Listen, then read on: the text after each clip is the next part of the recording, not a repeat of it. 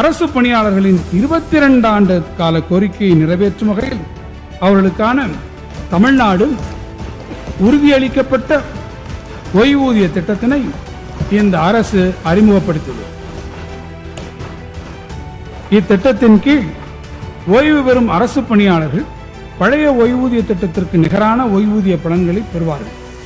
அரசு அலுவலரிடையே பெரும் வரவேற்பை பெற்ற இந்த திட்டத்தில் கடைசி மாத ஊதியத்தில் 50% உறுதியளிக்கப்பட்ட மாத ஓய்வூதியம், அரசு அலுவலருக்கு வழங்கப்படுவதற்கு இணையான அகவிலைப்படி உயர்வு, குடும்ப ஓய்வூதியம், குறைந்தபட்ச ஓய்வூதியம், ஓய்வூதியத்தில் ஒரு பகுதியை மொத்தமாக பெறும் வசதி மற்றும் இறப்பு மற்றும் ஓய்வு கால பணிக்கொடை ஆகிய பலன்கள் அடங்கியுள்ளன.